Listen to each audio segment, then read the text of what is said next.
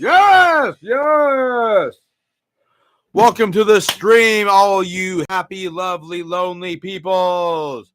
It's a very special stream. I didn't say it, but it's a birthday stream. It's my birthday. I'm old as fuck. Hello, all you beautiful younger peoples than me. I'm sure you all are. We are doing today, we are doing the conflicts of the laws. We have 4 exciting cases. Well, I hope they're exciting. Who fucking knows? We don't know. 4 cases for you today. Hope they're exciting. One of them is a West Virginia case for the moderator out there, Dr. Borza G. Smith. She's a West Virginian. And so you'll hear more about how fucked up your state is. So good for you. All right.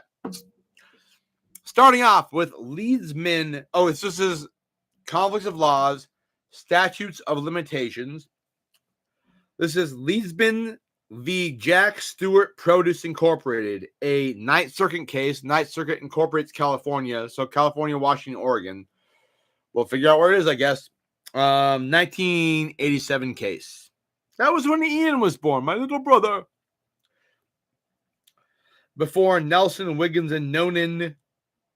Nelson wrote the opinion, so this was a circuit court decision with 3 judges, okay? Alfonso Ledesman, Josephine Rodriguez, and Rafael Gitman, and Jennifer Santiago seek review of the district court's dismissal of their personal injury claim. So some people were hurting in California. You know how California wants to grab the money back, the big daddy government. On the ground that the statute of limitations had run, they argue that under the California choice of law rules, the district court should have not applied the 1-year California statute of limitations to their claim. They further argue that even if the statute of limitations from California was properly applied, the district court should have told, like a toll bridge, not told, like I told you, told, which means that when there's a subsequent motion in a court proceeding filed, the statute of limitations can toll, meaning that the statute of limitations is a year. So they'll stop that year counting forward if there's a subsequent motion that stops it, right? So tolled meaning that for these 9 months out of that year, it didn't count because there was other litigation pending. So tolled means we extended it out based upon the time that the other people had. That's what it means.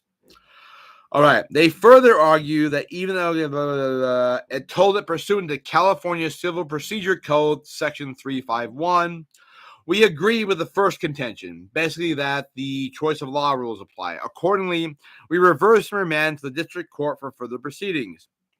Now for the facts of the case. Oh, so good. So good. So good.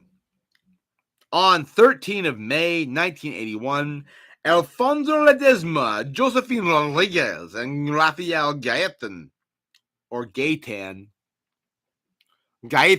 sounds better than Gaetan, doesn't it? I think it does. And Jennifer Santiago, the plaintiffs. All California residents were injured on the Arizona highway. Oh, God, here we go back to this shit. When their van, they had a van, was allegedly struck by a tractor, oh God, driven by defendant John Wayne Mizey. If your last name is Mizey, why not name your kid John Wayne? Fair enough. An Arkansas resident. Well, that's odd. And owned by defendants Jack Stewart Produce Incorporated and Oklahoma Corporation with its principal place of business in Oklahoma. And Jack Stewart, an Oklahoma resident, defendants. On April 7th, 1983, plaintiffs filed a diversity action in the Eastern District of California seeking damages arising out of the accident. The defendants filed a motion to dismiss under Federal Rules of Civil Procedure 12.6b. 12.6b is failure to state a claim upon which relief can be granted for all the rookies out there, arguing that the 1-year California statute of limitations applied and barred the action against them. See California Civil Procedure Code Section 340, Section Sub 3, 1987. The district court granted the defendant's motion to dismiss, and the action was time barred, which it was. Plaintiff's appeal from the motion to dismiss. This court better not fucking grant this. These California fucks. Anyways, it is well settled that in diversity cases, federal courts must apply the choice of law rules from the forum state. California has adopted the governmental interest, which is the California gets what California wants statute. We'll just call it that. Approach to resolve choice of law problems. Under the approach, the court must first determine if the laws of the two jurisdictions differ. If they do differ, the court should determine whether both states have an interest in applying their respective law. If only one state has an interest, there is no true conflict of laws, and the court should apply the law of the interested jurisdiction. If both states have an interest in having their differing laws applied, a true conflict arises. In that case, the court should apply the law of the state whose interest would be most impaired if its law were not applied. So who's harmed the most? Whose law gets fucked up the most by making the other state's law apply, right? All right. California's 1-year statute of limitations clearly differs from the 2-year statute of limitations in both Arizona and Oklahoma. And oh my God, the 3-year statute in Arkansas. Therefore, we move to the second step of the analysis to determine whether each state has an interest in applying its law in this case. It's going to predict, hope it's not true, predict that California, even though they have the least interest in this case, by their own analysis, someone tells me, they're going to win and get all the money in California. That's just fine. I've not pre-read this. This is all refreshing. This is all the thing. Fucking hate California. Fuck California. Fuck California. Oh, look, the California statute of limitations serves two purposes. It protects state residents from the burdens of defending case. Yeah, but you're going to bring a fucking bar owner from Nevada in your... It protects California residents from the burden of defending cases in which memories have faded and evidence has been lost. Oh. And it protects the courts of the state from the need to proceed to process such claims from a decision called Nelson. The first interest does not apply here because there is no California defendant in this case. No shit. All the defendants reside in states. Well, why is this a California case then? Okay. Proceed. We'll proceed. We'll proceed. All the defendants reside in states that do not consider 23-month-old claims to be stale. Therefore, neither California nor Oklahoma nor Arkansas has any interest. Oh, that's how they're doing it. In applying the statute of limitations in order to protect the defendants. Furthermore, although California has an interest in protecting its courts from state claims. Oh, God, here's how we go. The interest is at least equally balanced by its interest in allowing the residents to recover for injuries sustained in the state, which will recognize their claims as timely. At the end, we'll go through how just fucked up California is. In addition, we note, because we're a California court, so we're going to note that the California statute of limitations is not inflexible when California plaintiffs are involved. So if you can get money to the great state of California, we don't give a fuck about the law. We'll do whatever you want. Pursuant to California Code of Civil Procedure, Section 351, California courts will toll, meaning delay, the statute of limitations involved if they can get money. That's what it says. Will toll the statute of limitations during the time the defendant is out of state. Oh, so they go out of state and they can wait. They can just keep going for California. They can go to Colorado. They can hang out in New Hampshire. They can go to Boston. They can go to France and Paris. And as long as they're not in California, they can fucking come back and sue again for the whole amount. Sus as fuck. that California is willing to toll its statute of limitations in order to assist resident California plaintiffs, being California, get the money in bringing claims for injury, further indicates that little harm will be done to California's interest by applying a 2-year statute of limitations for the benefit of California plaintiffs. So basically, if California plaintiffs want, California plaintiffs get. We find that for the foregoing reasons. Oh, California interest. Oh, go figure. California interest, even though the statute of limitations for California is 1 year, somehow, by extending that to the other state's interest in other years, California plaintiffs will be greatly harmed. I hate California. They flipped the whole fucking law on its head and called it the law.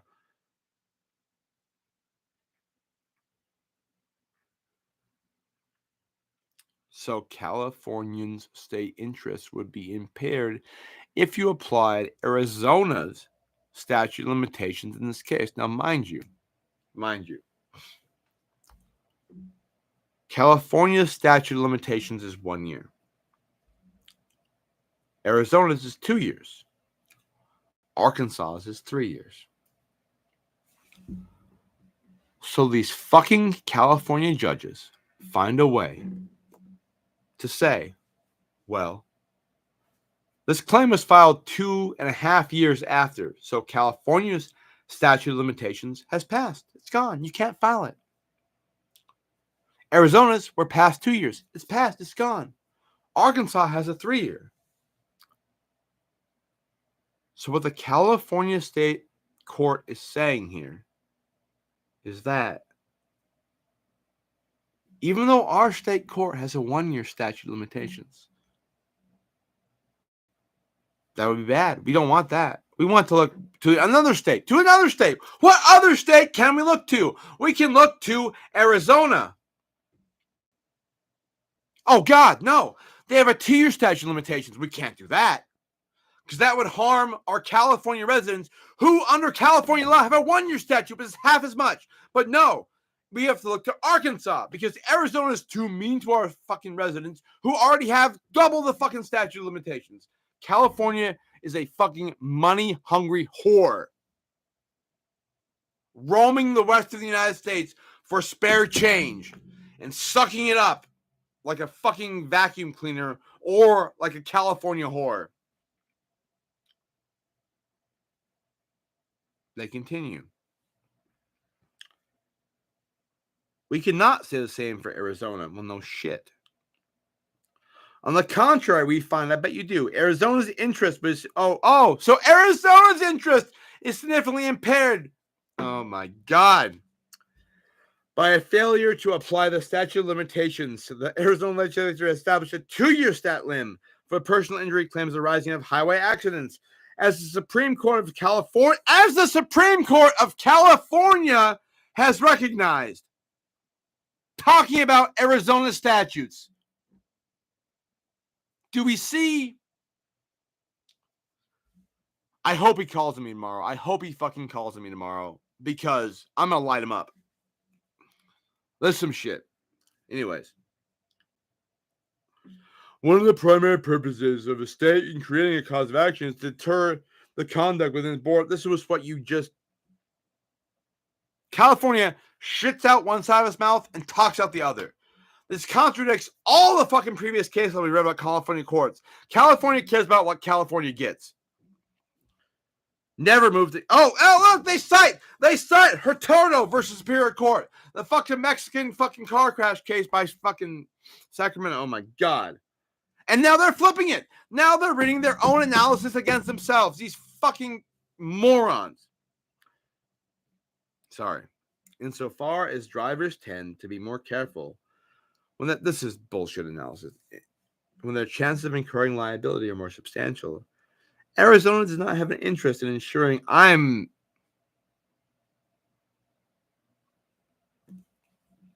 not okay with this.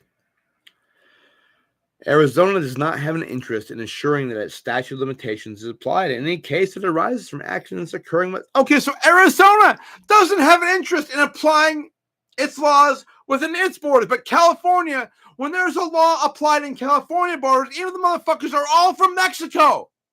California has an interest in applying its laws to fucking people who aren't even citizens. And now California is saying, well, Arizona, same law, same place. Well, no, they don't have an interest. Citing their own decision in the Humberto case.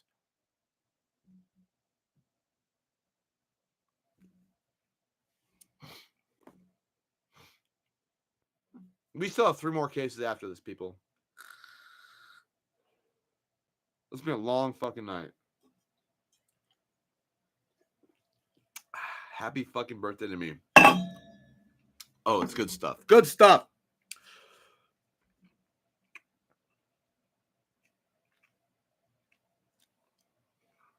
This is so cute. This is so cute. Look at what California's doing. It's so fucking cute. Were we to apply the California statute of limitations in this case, we would impede the legitimate interest of Arizona in promoting highway safety by allowing a case of action for a 2-year period. Do you understand what's going on here?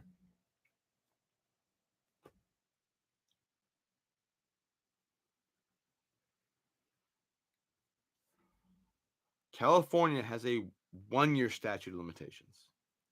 Arizona has a 2-year statute of limitations. Neither of those apply right now because we're at 2 years, 3 months. So they already missed the boat in both states. California is trying to find a way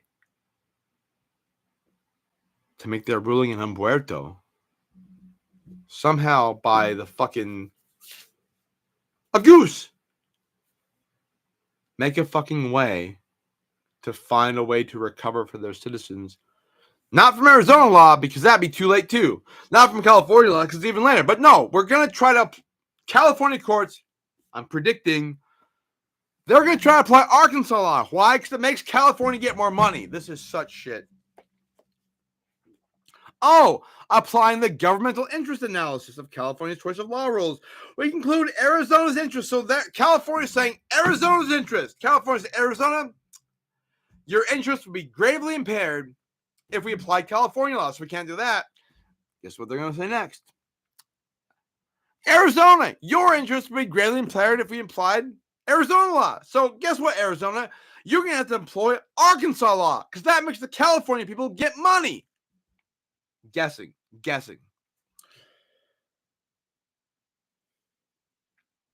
We would be impaired by the failure to apply the statute of limitations. More than California's interest would be impaired by the failure to apply the statute. California has little interest in applying its state statute of limitations where no California defendant is involved, and when California plaintiffs seek to recover for injuries occurred in a state which the claim has not been time barred, which means we're going to Arkansas. Arizona's legitimate government policy would be impaired by the failure to allow the cause of action that is established for personal injury claims. Accordingly, we hold that Arizona statute of limitations should apply in the present case, and the district court erred in dismissing the complaint. Wait. Oops, I was wrong. Sorry. Strike that, reverse it. California has 1 year, Arkansas has 2 year, Arizona has 3 year. So I fucked up. California wants to apply Arizona law and not Arkansas law because the claim was filed 2 years, 3 months in, and therefore the only law that could apply that would allow California people to get money, and therefore the California state to get money, because guess what? When you recover fucking money in California, the government gets a cut. That's why they're doing it.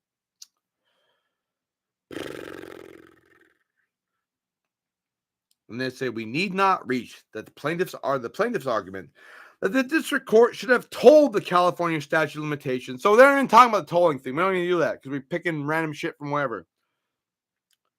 For the period of defense, we're out of the state. Reversed and remanded, meaning fuck you guys. California gets what California wants. Dissenting opinion. Oh, I hope this is good. I hate these case books. By the way, these case law books nowadays, they used to be like 3 times this thick. And they had the entire opinions. So you could hear what everybody said. Now they're fucking you over. If you're a law student, they're fucking you over. If you're a student of the law who's not a student, they're fucking you over. You pay $350 for this fucking thin thing. They used to be twice this thick. And they used to have the entire opinions. Now, from the dissenting opinion, we get 2 paragraphs that are literally that big. Let me read to you. The entire dissenting opinion the law school wants you to know.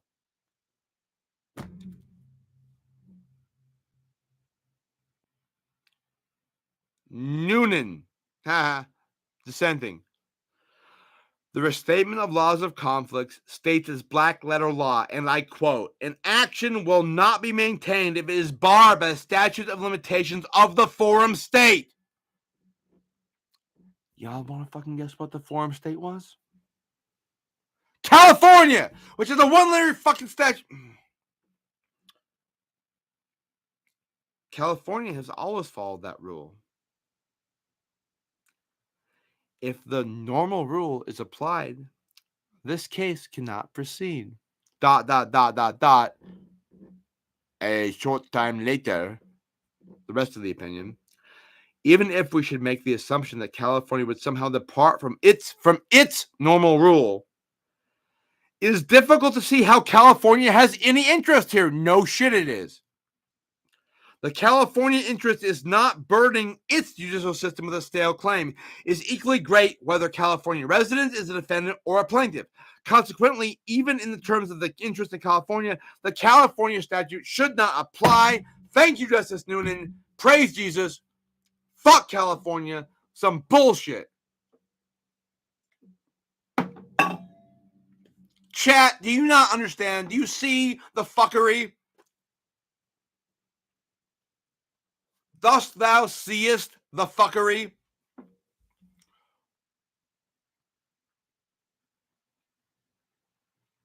Glad. Okay, cool. It's rank fuckery. So that was one case done. 3 to go. I think if we get over 30 minutes, we'll do one more case, then we'll probably start a second stream just so people can know what's what. You agree, chat? I think our million followers who are out there might be confused, so we don't want to confuse those million people out there. So I think we should probably make a second stream, right, mods? Hey, mods, what do you think? Yeah, second stream? Probably just to not confuse the poor people out there. That's a yes from the mods. Global Financial Corp versus Triarc Corp. Oh, God. Now we go from California to New York. Great times. 1999 case in New York. Chief Judge Kaye. Wish it was Chief Judge Kanye. That'd be funny. Anyways. This appeal places before us a long simmering question, I bet. Where does non-residence contract claim accrue for purposes of the statute of limitations? This requires our courts to borrow the statute of limitations from a foreign jurisdiction where a non-residence cause of action occurred. So New York does it right, and California's a fucking hot bag of dog shit. If that limitations period is shorter than New York's, the primary issue, I hope I get called tomorrow. I'm just going to bag on California. This is such horseshit. If that limitations period is shorter than New York's, the primary issue presented by the appeal is whether, for purposes of CLPR, New York City, whatever, 202, the non-resident plaintiff's contract and quantum merit claims, quantum merit or extra damages, not like quantum physics, it just means extra damages, okay? Claims accrued in New York, where most of the relevant events occurred. So, if you have a contract in New York and the damages then occur in New York, so you're going to fucking use New York law to see what happens, right? Or in plaintiff's state of accruance, where it sustained the economic impact of alleged losses, which is New York. According to the complaint, by contract dated February 1st of 1988, I was alive then. The defendant retained plaintiff to perform certain consulting services. Hey, chat, consulting services. In March of 89, plaintiff located an investment company that agreed to purchase all of the defendant's outstanding shares. Between February of 88 and August 89, plaintiffs additionally advised defendant regarding the corporate planning. On November 6th of 89, plaintiff demanded payment of over $9 million for the consulting services rendered, which defendant refused to pay. Well, sucks. On November 9th of 19... Wait, that was 89. 1980, November 6th, 1989. Next, a few years later, on November 9th of 1995, the plaintiff commenced an action under United States District Court of the Southern District of New York to recover the commissions and fees. Jesus God. Because both parties were Delaware corporations, however, on April 10th, 1996, the court dismissed the complaint for lack of subject matter jurisdiction. 3 months later, plaintiff brought a substantially similar suit across the street in the Supreme Court of New York County. It literally is across the street.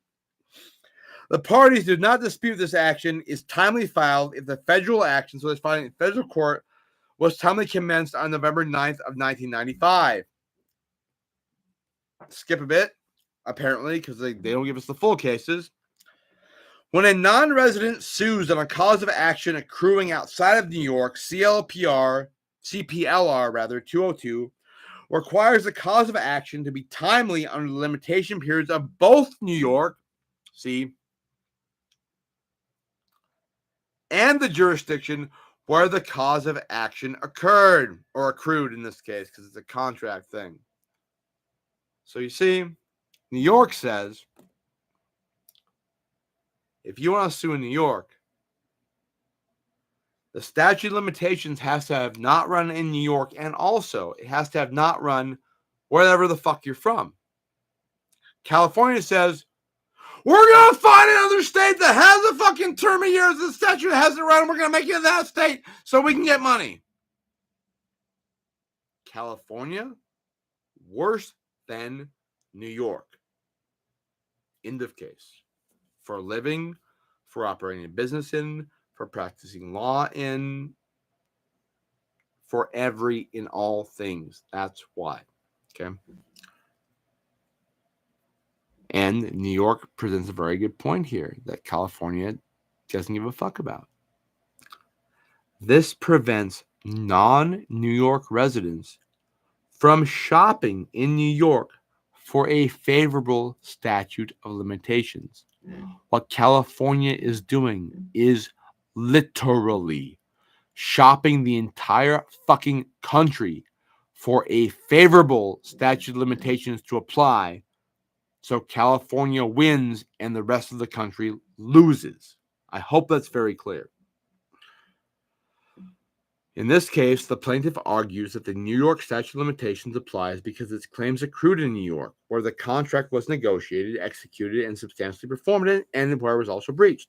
In essence, the plaintiff urges that we apply a grouping of contacts or a center of gravity, a nexus, if you will, a nexus of the relevant events approach, which is used in the substantive choice of law questions in contract cases, which it should be, and it should be, unless you're in California, in which case, fuck off.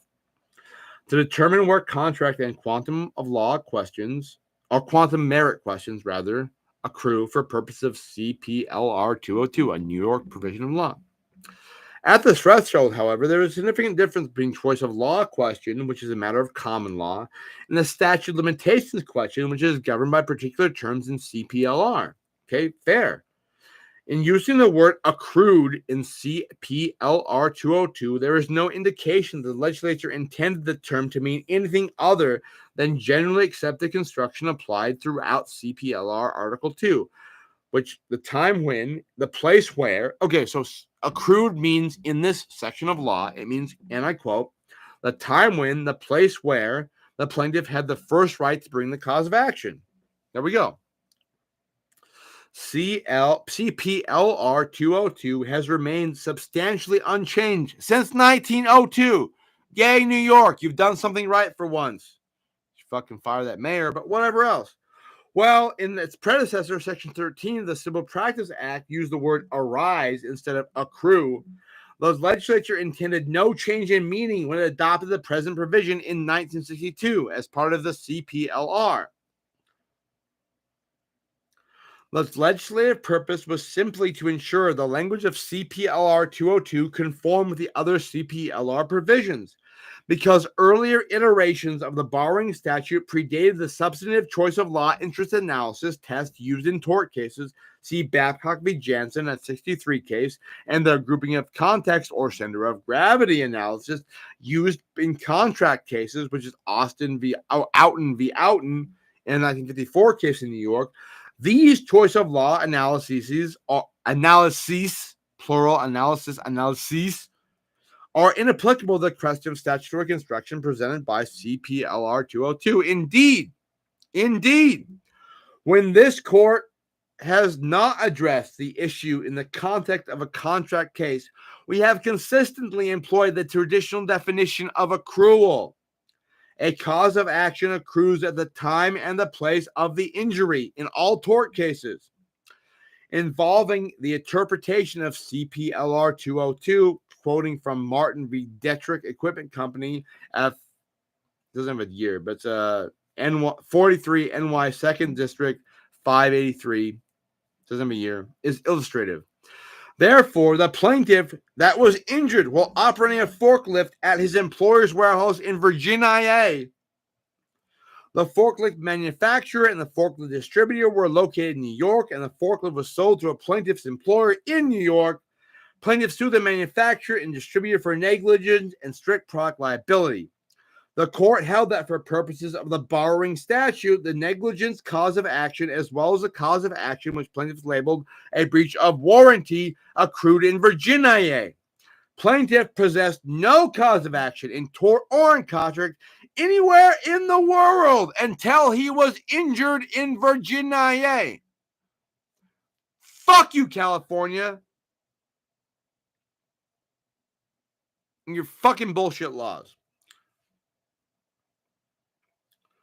When an alleged injury is purely economic, the place of injury usually is where the plaintiff resides and where he sustains the economic impact of the loss. Here, in the case where we're talking sense and not being retarded, the plaintiff's cause of action are time barred, whether one looks to the state of the incorporation or the place of business. Therefore, we need not determine whether it was Delaware or Pennsylvania or New York that more acutely sustained the impact of the loss. Finally, as the New York court had underscored in ABB Power, CPLR 202 is designed to add clarity to the law and provide the certainty of the uniform application of the law to litigants. This goal is better served by a rule requiring the single determination of a plaintiff's residence than by a rule dependent on a litany of events relevant to the center of gravity of a contract dispute. Accordingly, the order of the appellate district should be affirmed, and the fuckers who challenged it should pay the court costs. We can move to New York. We could. It's way fucking better than fucking California. Okay, we get 2 more cases. We're going to break into a separate stream, okay? So stand by. So, hey, tip your bartenders, tip your bar waitresses, tip your skanks, tip your whores, tip your hookers, tip everybody you see who's not me. We're going to do another stream. West Virginia case coming up next. Doing the stream. Join us. Join us or else.